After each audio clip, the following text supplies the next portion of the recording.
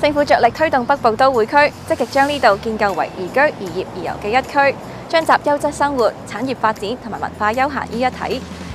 而發展商看準區內嘅發展機遇，呢一帶係未來房屋土地供應嘅主要來源之一。呢一區正有大型新盤準備推出，項目為永泰地產發展嘅雲香，共提供765伙，提供開放式至3房戶型，可以滿足到各類型買家嘅需求。咁而二手方面咧，基本上我哋係公營房屋嘅話咧，就可能係1萬蚊以下。咁係私樓方面咧，大概都係11000至到13000蚊左右為主要嘅上車盤啦。咁我哋成交咧不斷都係2房單位為主嘅啲家庭客。咁而我哋呢邊咧啲租務嘅市場咧，一般都係細單位為主啦。咁而係2房啦，400尺左右啦。特別300零尺更加多啦，咁佢哋嘅市場回報率咧，大概都係3.4厘至到3.8厘左右嘅回報率咯。雲香毗鄰粉嶺香港高爾夫球會，未來嘅住戶可享有開揚嘅球場綠化景觀。球場嘅面積非常大，俾多種珍貴嘅本地古樹環繞住，猶如進入咗神秘嘅世外桃源。咁我哋呢邊嘅主要嘅客源咧，都係區內嘅分支家庭啦。咁而佢哋嘅工作咧，好多時候都會喺翻呢個叫做係新界區，我哋新界東附近啦，同埋甚至有一部分咧係可能遠少少嘅，我哋搭翻呢個叫沙中線啦，過翻呢個中環。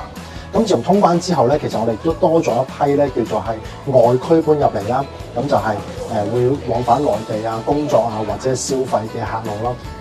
區內亦有多個大型項目準備推出，例如粉嶺將提供約2300伙，而古洞區今年亦有近2100個新供應。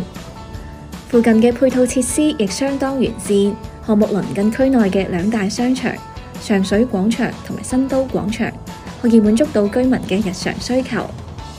如果想要再平啲嘅選擇，可以經行人天橋通往石湖墟街市。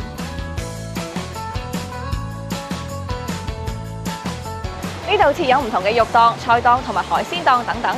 喺2樓仲設有熟食中心。聽呢一區嘅街坊話，係平靚正嘅食堂。